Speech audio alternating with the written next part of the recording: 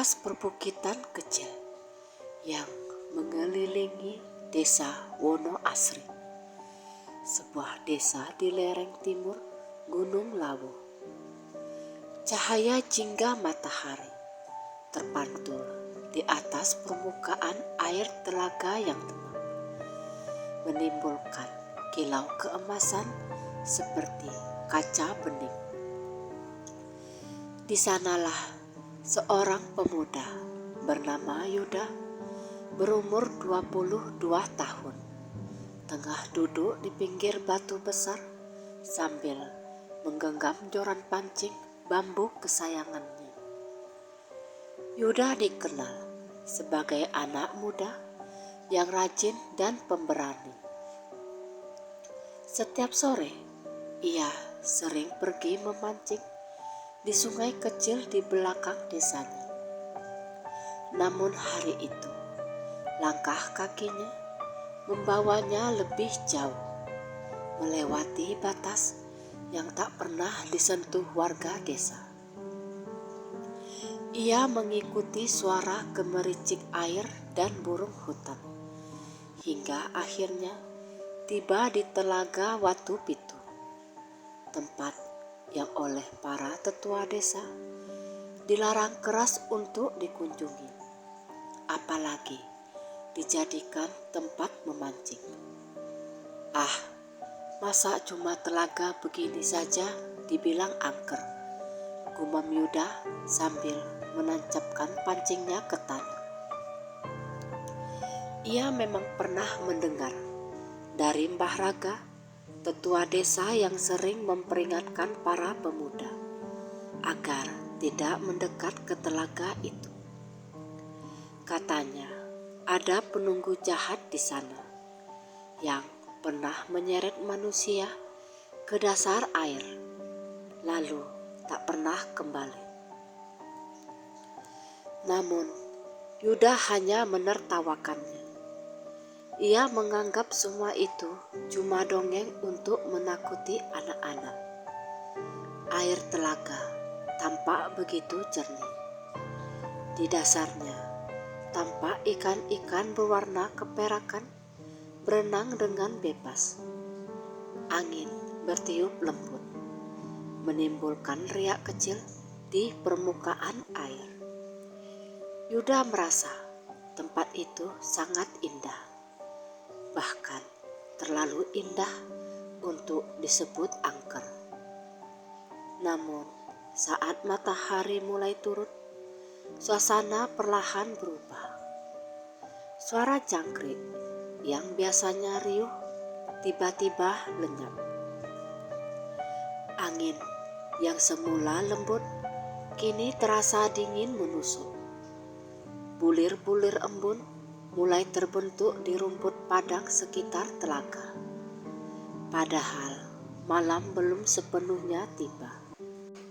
"Kenapa mendadak sunyi begini ya?" bisiknya merasa aneh. Tiba-tiba ujung pancingnya bergerak kuat. Benangnya tertarik kencang, hampir membuat jorannya patah. Yuda terlonjak kaget, namun segera menarik pancingnya dengan tenaga penuh. "Wah, pasti ini ikannya besar sekali," serunya bersemangat. Namun ketika kail itu muncul ke permukaan, bukan ikan yang tersangkut, melainkan sehelai rambut panjang berwarna hitam legam, meneteskan air, melilit kailnya dengan kuat. Rambut itu seperti hidup, bergerak-gerak sendiri. Yuda ternganga. Ia berusaha melepaskannya, tapi rambut itu malah makin membelit pergelangan tangannya. Apa ini? Air telaga tiba-tiba bergolak keras. Dari tengah telaga muncul kepala seorang wanita dengan wajah pucat dan mata kosong melotot ke arahnya. Rambutnya terurai panjang, menutupi sebagian wajah, dan Kulitnya tampak membiru, seperti mayat yang sudah lama terendam air. Suara lirih bergema, seperti bisikan, tapi terdengar jelas di telinganya. Berani sekali kau mengambil milikku. Yuda terpaku. Tubuhnya tak mampu bergerak. Ia ingin lari, namun kakinya seperti tertanam di tanah. Rambut yang melilit tangannya semakin kencang, menariknya ke arah air. "Tolong!" teriak Yuda sekuat tenaga. Ia berusaha memotong rambut itu dengan pisau kecil di pinggangnya. Tapi rambut tersebut terasa keras seperti baja. Ia terus ditarik hingga tubuhnya hampir terseret ke air. Dalam kepanikan itu, ia melihat bayangan seorang lelaki tua berdiri di seberang telaga. Lelaki itu mengenakan baju putih sederhana. Rambut dan janggutnya memutih, namun matanya memancarkan ketenangan luar biasa. Orang tua itu mengangkat tangan lalu mengucapkan sesuatu dengan suara berat dan dalam. "Wahai penunggu air, lepaskan anak manusia ini. Ia belum tahu batas yang kau jaga." Sekejap, rambut yang membelit tangan Yuda terlepas. Air telaga yang bergolak pun mendadak tenang kembali. Kepala wanita menyeramkan itu perlahan tenggelam, meninggalkan lingkaran riak di permukaan air. Yuda jatuh terduduk. Nafasnya tersengal. Ketika ia menoleh, lelaki tua itu sudah berdiri di sampingnya, menatap dengan mata lembut tapi penuh wibawa. "Anak muda," katanya dengan suara pelan, "kau hampir saja menjadi santapan makhluk penunggu telaga ini. Kau tidak tahu bahwa tempat ini bukan untuk manusia biasa." Yuda menelan ludah. Suaranya bergetar saat bertanya, "Bapak siapa? Bagaimana Bapak bisa muncul tiba-tiba?" Lelaki tua itu tersenyum samar. "Kau bisa panggil aku Kakek Suto. Aku penjaga yang tak tampak oleh kebanyakan manusia." Yuda menatap wajahnya dengan cermat. Tubuh orang tua itu tampak sedikit berpendar lembut di bawah sinar senja, seolah bukan dari dunia fana. "Apakah Bapak bukan manusia?" tanya Yuda lirih. Kakek Suto menatapnya dalam-dalam. "Aku dari golongan bunian, penjaga alam yang hidup berdampingan dengan manusia, tapi jarang terlihat. Kau beruntung, aku datang tepat waktu." Malam turun perlahan. Dari kejauhan terdengar gonggongan anjing menggema. Angin membawa aroma tanah basah yang pekat. Yuda masih gemetar, belum mampu sepenuhnya memahami apa yang baru saja terjadi. "Pulanglah dulu malam ini," pesan Kakek Suto, "dan jangan pernah kembali ke telaga ini sebelum aku izinkan." Penunggunya masih murka. Sebelum Yuda sempat bertanya lebih jauh, Kakek Suto menghilang begitu saja, seperti asap yang tertiup angin. Yuda terdiam lama di tepi telaga. Ia tahu apa yang dilihatnya bukan mimpi. Tangannya masih terasa dingin. bekas lilitan rambut itu meninggalkan jejak merah keunguan. Ia berlari pulang secepatnya, menembus jalan setapak yang mulai diselimuti kabut. Namun malam itu di rumahnya, ia baru menyadari bahwa bayangan air dari telaga itu masih menempel di tubuhnya, dan sesuatu seakan mengikutinya pulang. Malam di desa Wonoasri terasa lebih gelap dari biasanya. Langit tak berbulan, hanya sesekali kilat samar menyambar di kejauhan. Di rumah kayu sederhana milik Yuda, suasana terasa hening. Hanya suara detak jam dinding tua dan hembusan angin yang merayap melalui celah jendela. Yuda masih belum bisa tidur sejak kejadian di telaga sore tadi. Ia duduk di ranjang, memandangi tangannya yang masih meninggalkan bekas merah seperti terbakar tali. Di benaknya terbayang wajah menyeramkan wanita berambut panjang itu. Mata kosongnya, rambutnya yang hidup, dan air telaga yang bergejolak hebat. Apa yang sebenarnya terjadi padaku? Gumamnya pelan. Saat matanya hampir terpejam, suara crot-crot terdengar pelan dari arah dapur, seperti suara air menetes, tapi teratur dan berat. Ia bangkit perlahan, menyalakan lampu minyak, lalu berjalan menuju sumber suara. Lantai dapurnya basah, ada jejak air menuju ke ruang tengah, seperti bekas kaki seseorang yang baru saja keluar dari genangan. Yuda menunduk, mengikuti jejak itu dengan hati-hati. Ia merasa udara di sekelilingnya semakin dingin. Ketika ia sampai di ruang tengah, tiba-tiba lampu minyak di tangannya berkedip beberapa kali, lalu padam. Gelap total. "Siapa di sana?" serunya pelan namun tegang.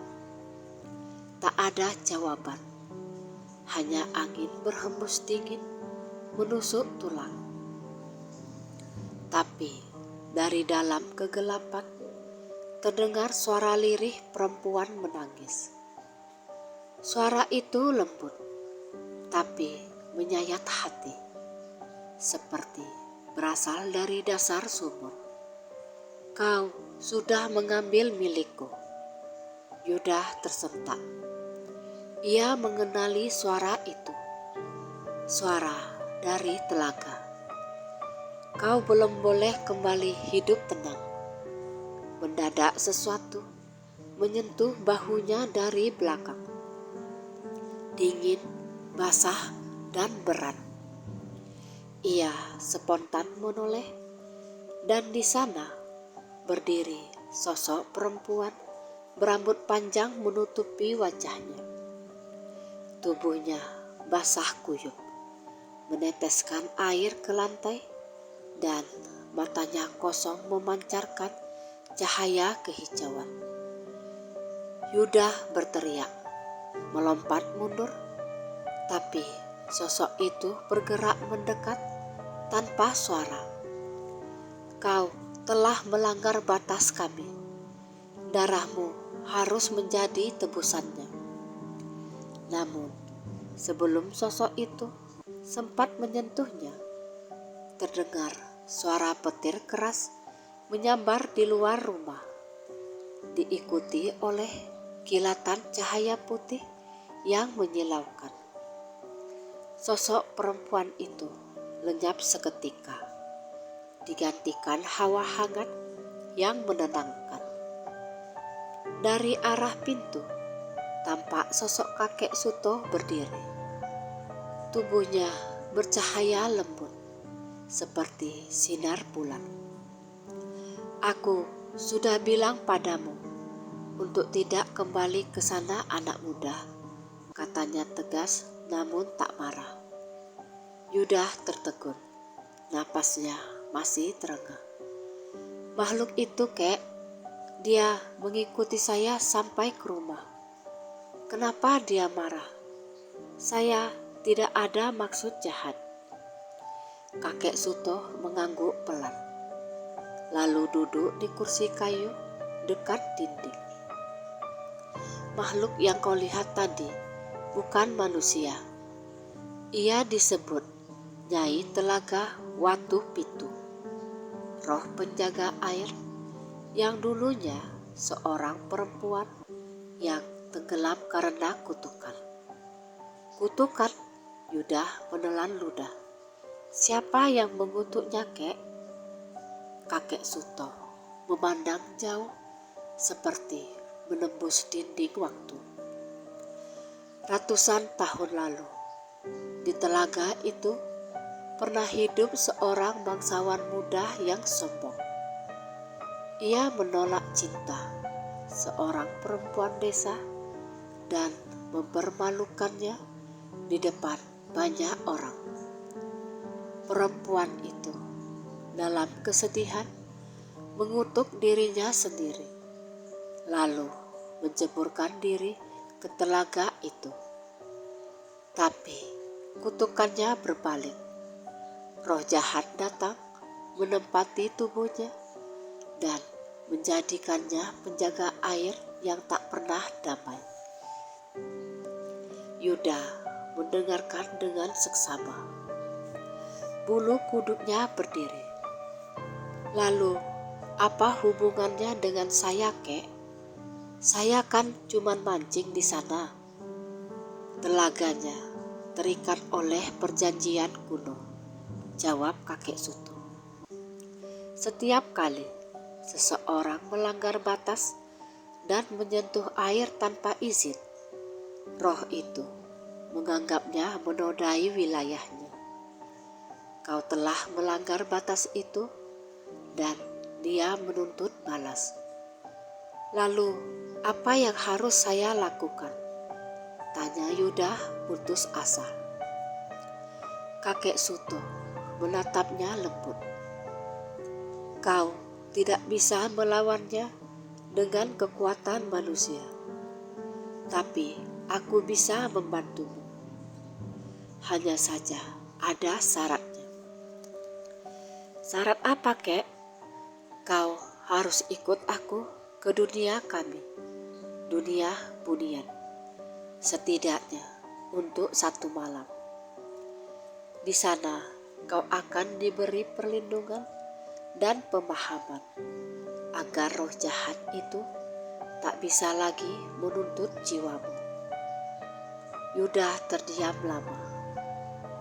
Ia ingin menolak, tapi rasa takut yang menyelimuti tubuhnya membuatnya tak punya pilihan.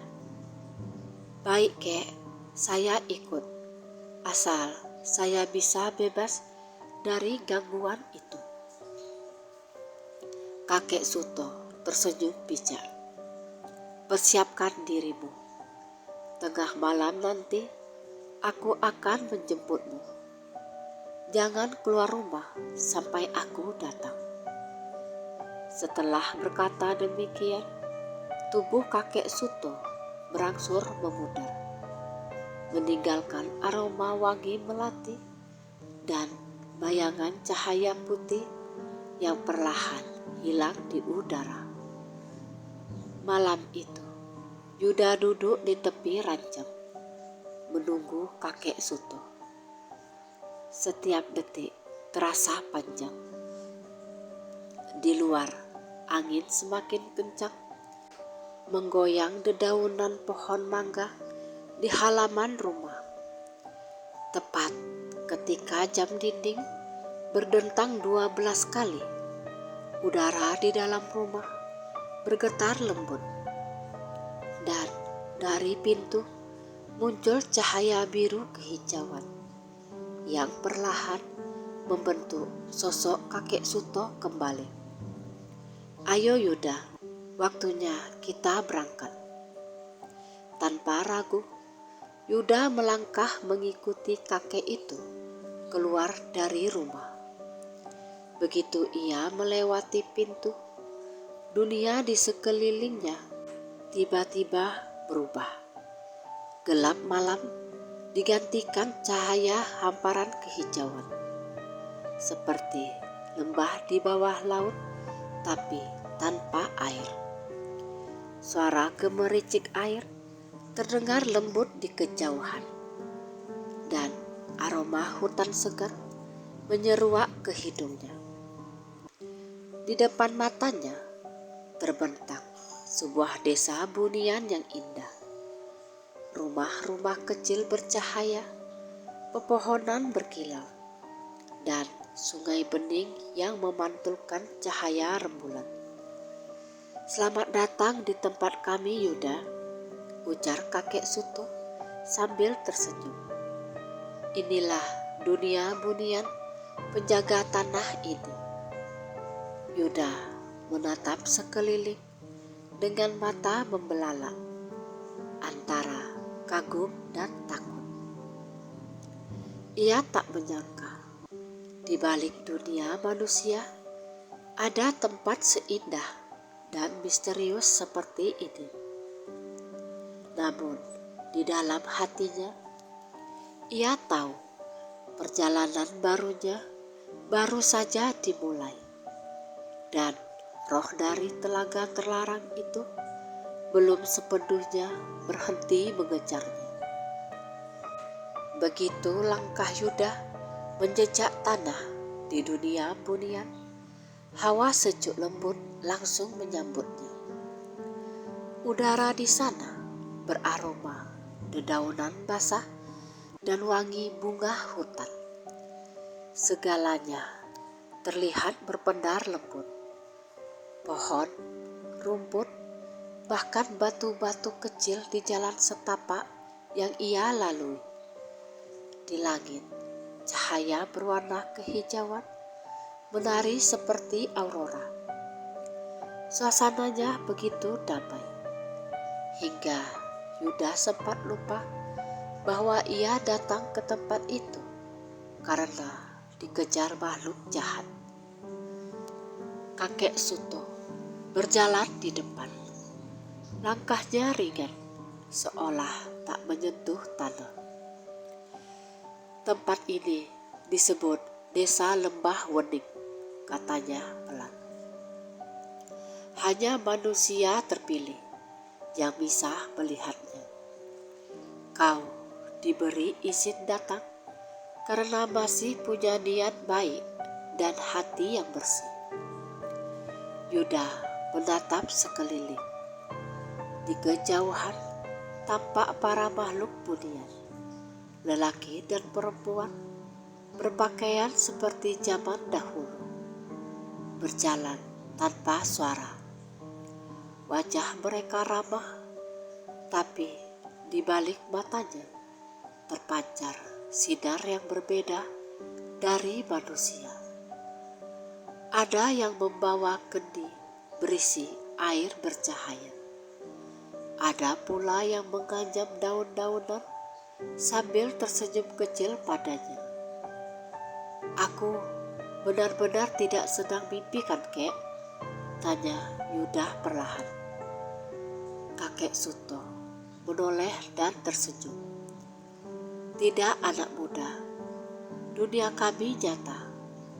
Hanya saja tak kasat mata bagi manusia biasa. Mereka berhenti di depan sebuah rumah kayu yang dindingnya terbuat dari bambu bercahaya lembut. Di dalamnya aroma dupa memenuhi udara. Kakek Suto mempersilahkan Yuda duduk di tikar pandan. Ada hal penting yang harus kau tahu sebelum pulang ke dunia manusia, ujar kakek Suto dengan suara berat. Roh yang mengejarmu bukan hanya karena kau melanggar wilayahnya, tapi karena kau memegang sesuatu yang menjadi bagian darinya. Yuda mengernyit. Bagian dari dirinya, tapi saya merasa tidak mengambil apa-apa, kek. Kakek Suto tersenyum tipis. Ia lalu mengulurkan tangannya ke arah pergelangan tangan Yuda. Seketika dari kulit Yuda keluar sehelai rambut panjang hitam. Sama seperti yang dulu melilit tangannya di telaga. Rambut itu bergetar pelan, lalu berubah menjadi asap hitam. Itulah pengikatnya, jelas kakek Suto. Makhluk itu menandaimu lewat rambutnya. Itulah sebabnya ia bisa menemukanmu meski kau sudah jauh dari telaga. Yuda menatap bekas di tangannya yang kini mulai pudar. Jadi, bagaimana caranya memutuskan ikatan itu sepenuhnya? Dengan mengembalikan sesuatu yang dia merasa kehilangan, jawab kakek Suto. Dulu, sebelum dikutuk, perempuan itu bernama Sarinah, seorang penenun dari desa bawah gunung. Ia bukan jahat pada awalnya, tapi dendam dan rasa sakit membuat rohnya membusuk. Yang bisa menenangkan jiwanya hanyalah cermin perak miliknya yang dulu tenggelam bersamanya di telaga. Yuda terdiam. Cermin perak? Jadi saya harus mencari benda itu ya, kek? Benar, kata kakek Suto. Tapi hati-hati, telaga itu sudah dikuasai kegelapan. Kau tidak bisa pergi sendirian. Aku akan menuntunmu, tapi hanya sampai batas air. Selebihnya, kaulah yang harus menghadapi roh itu dengan hati yang jernih dan penuh belas kasih. Yuda menunduk. Ada ketakutan di dalam dirinya, tapi juga tekad kuat. Kalau itu satu-satunya cara, saya siap, kek. Kakek Suto mengangguk puas. Ia lalu mengambil kendi kecil berisi air bening dan menorehkan sedikit di kening Yuda. Air itu terasa hangat, lalu menyebar ke seluruh tubuhnya, membuatnya lebih tenang. Itu air penenang dari sumber Bunian, ujar kakek Suto. Roh jahat tak akan bisa mendekat selama air ini masih bekerja. Tapi ingat, kekuatannya hanya bertahan sampai matahari pertama muncul. Malam pun berlalu perlahan di dunia Bunian. Yuda beristirahat di bawah atap rumah kakek Suto. Sementara dari luar terdengar suara air mengalir dan nyanyian lembut makhluk Bunian perempuan yang suaranya seperti angin. Meskipun tenang, Yuda tahu esok pagi ia akan kembali menghadapi bahaya besar. Ketika cahaya samar menembus langit hijau, kakek Suto membangunkan Yuda. Waktumu sudah tiba, katanya lembut. Kita akan kembali ke telaga. Dalam sekejap, dunia sekeliling mereka berubah. Aroma hutan bunian lenyap berganti dengan bau tanah basah dan kabut pagi yang menggantung di atas telaga Watu Pitu. Permukaannya tampak tenang, tapi hawa di sekelilingnya terasa berat dan dingin. Di dasar telaga inilah cermin itu berada, ujar kakek Suto. Tapi kau harus turun dengan niat menolong, bukan menantang. Yuda mengangguk. Ia menatap air telaga yang berkilau redup. Tubuhnya gemetar sedikit, tapi ia berusaha menenangkan diri. Ia melangkah masuk ke air yang dingin, menusuk tulang. Air itu hanya sampai ke lutut, lalu ke pinggang, lalu semakin dalam. Kakek Suto berdiri di tepian. Matanya memejam, kedua tangannya menengadah. Semoga penjaga langit dan bumi melindungimu, anak muda, gumamnya pelan. Semakin dalam Yuda melangkah, semakin gelap pandangannya. Air itu seperti menariknya masuk ke dunia lain.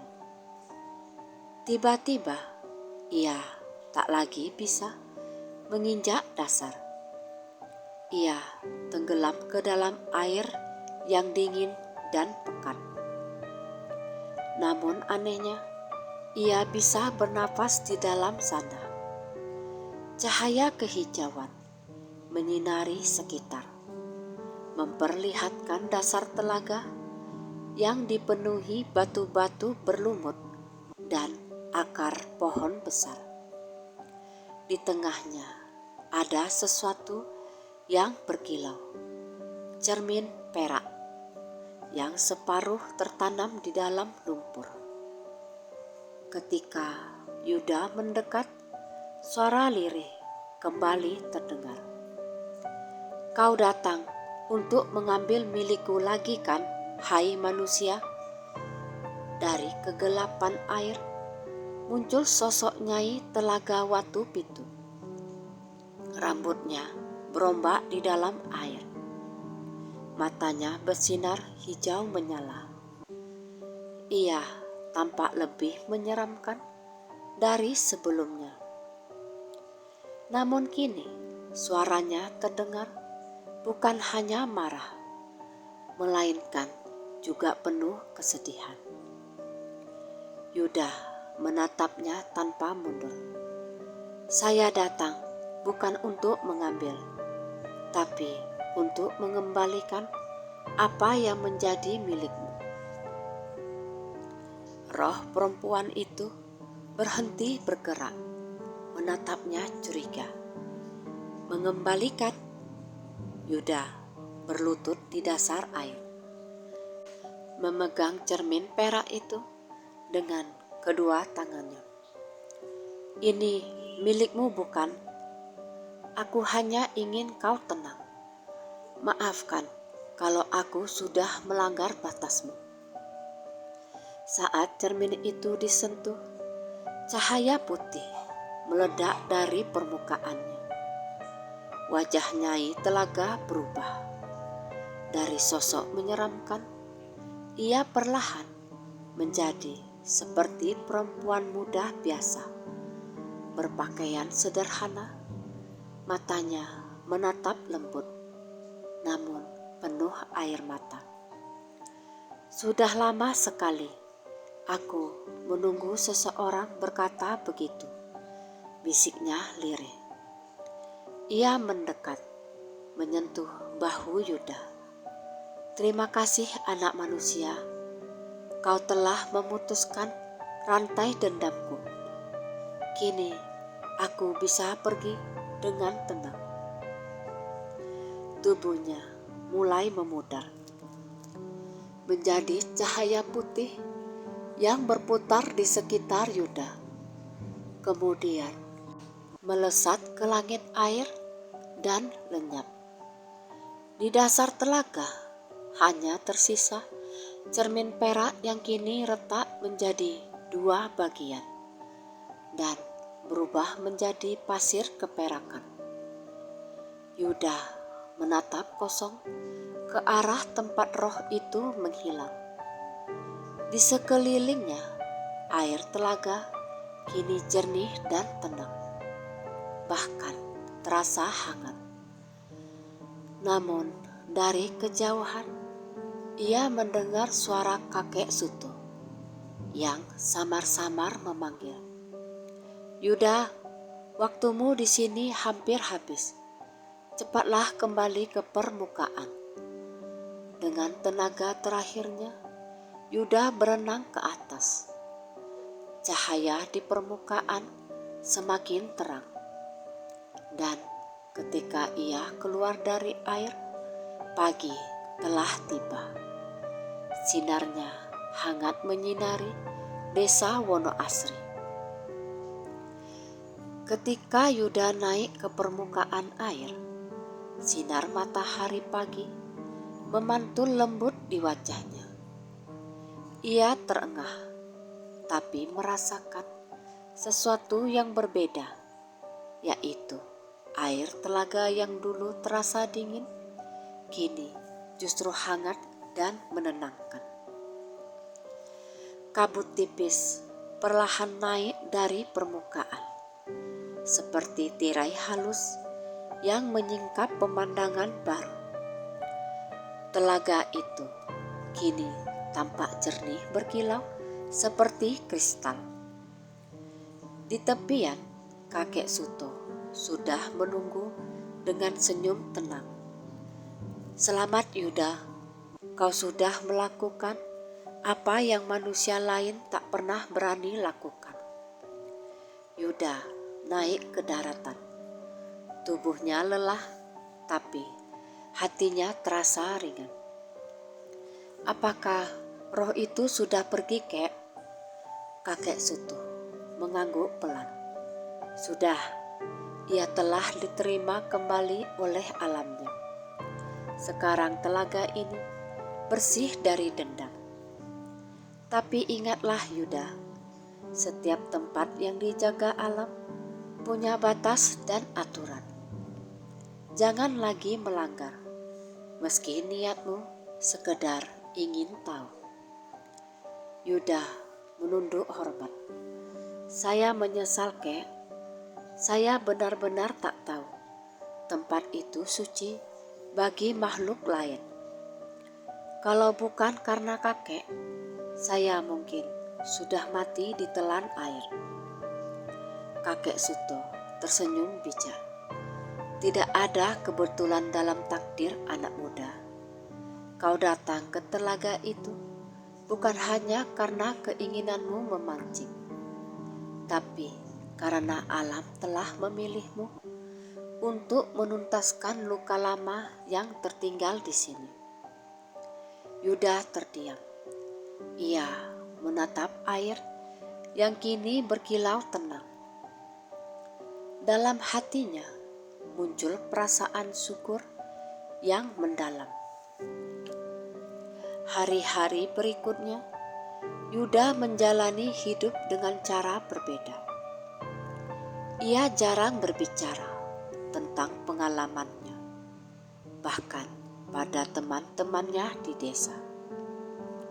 Ia lebih sering membantu orang tua dan bekerja di sawah. Namun setiap pagi, ia selalu menyempatkan diri berjalan ke arah hutan, berhenti di batas jalan menuju telaga Watu Pitu. Dari kejauhan, ia akan menundukkan kepala sebentar, lalu berdoa dalam diam. Warga desa mulai memperhatikan perubahan itu. Mereka melihat Yuda yang dulunya ceroboh dan keras kepala, kini jadi lebih tenang dan sopan. Bahkan Bahraga, tetua desa, sempat berkata suatu hari, "Kau seperti disinari cahaya baru, Nak Yuda. Ada ketenangan di wajahmu sekarang." Yuda hanya tersenyum kecil. "Mungkin karena saya sudah belajar dari kesalahan, Bah." Ia tak pernah lagi menyentuh joran pancingnya. Alat itu kini tergantung di dinding rumah sebagai pengingat dari peristiwa yang mengubah hidupnya. Namun, pada suatu sore yang damai, saat Yuda sedang menimba air di sumur belakang rumah, ia melihat sesuatu yang membuatnya tertegun. Di permukaan air sumur, tampak bayangan kakek Suto tersenyum lembut. "Kau sudah menepati janji, Yuda. Alam pun merestui hidupmu." Yuda menatap bayangan itu dengan hati haru. "Terima kasih, Kek, atas semua pertolongan dan pelajaran yang kakek berikan." Bayangan itu perlahan memudar, meninggalkan cahaya putih kecil yang berputar di udara, lalu masuk ke dalam dada Yuda.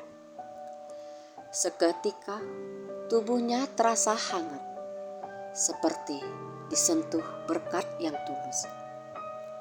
Sejak hari itu, Yuda sering mendapat pertanda baik. Sawah yang ia garap tumbuh subur. Ternak-ternaknya jarang sakit. Dan setiap kali hujan turun, pelangi selalu muncul di langit desanya. Orang-orang desa percaya bahwa alam kini memberkati Yuda karena ia pernah menjadi sahabat bagi penjaga bunian. Tahun demi tahun berlalu. Telaga Watu Pitu kini tak lagi dianggap tempat terlarang, tapi tanah yang harus dijaga. Warga desa menanam bunga di sekitarnya dan membuat papan kecil bertuliskan, "Telaga ini bukan untuk diambil, tapi untuk disyukuri." Setiap kali Yuda lewat, ia akan berhenti sebentar di tepi telaga itu. Airnya tetap jernih, tenang, memantulkan langit biru. Kadang ia melihat bayangan samar perempuan muda tersenyum di permukaan air. Senyum damai, bukan lagi murka. "Semoga kau bahagia di alam sana, Nyai Sarinah," bisiknya dalam hati. Angin berhembus pelan, menimbulkan riak kecil di air, seolah menjawab salamnya. Suatu malam, saat bulan purnama menggantung tinggi, Yuda bermimpi. Ia melihat dirinya berdiri di tepi telaga, sementara kakek Suto datang menemuinya untuk terakhir kalinya. "Terima kasih sudah menjaga keseimbangan antara manusia dan alam, Nak Yuda," ujar kakek itu dengan suara lembut. "Mulai sekarang, aku tak perlu lagi menjaga telaga ini, karena sudah ada manusia yang melakukannya dengan hati." Yuda menunduk dalam mimpi itu. "Kek, apa saya akan bertemu lagi dengan kakek?" Kakek Suto tersenyum. Cahaya di tubuhnya semakin terang. "Kau akan selalu melihatku di setiap kesejukan angin, di setiap riak air yang menenangkan. Aku tidak pergi, hanya berpindah wujud. Perlahan sosoknya lenyap menjadi cahaya putih yang menyatu dengan langit malam. Yuda terbangun dengan air mata di pipinya, tapi hatinya damai. Ia tahu mulai saat itu ia bukan lagi sekedar pemuda biasa. Ia adalah penjaga kecil warisan alam, penerus dari kasih sayang seorang kakek bunian yang menolongnya dari jurang maut. Dan setiap kali pagi datang, cahaya matahari yang memantul di air telaga terasa berbeda dan lebih hangat. Seolah alam ikut tersenyum karena telah berdamai dengan manusia. Telaga Watu Pitu kini menjadi tempat yang penuh berkah, bukan lagi sumber ketakutan. Yuda hidup damai di desanya, menua dengan hati yang selalu bersyukur. Dan di antara bisikan angin sore yang melewati pepohonan, kadang terdengar suara lembut seperti bisikan seorang kakek. Teruslah menjaga Yuda, dan teruslah kau bersyukur.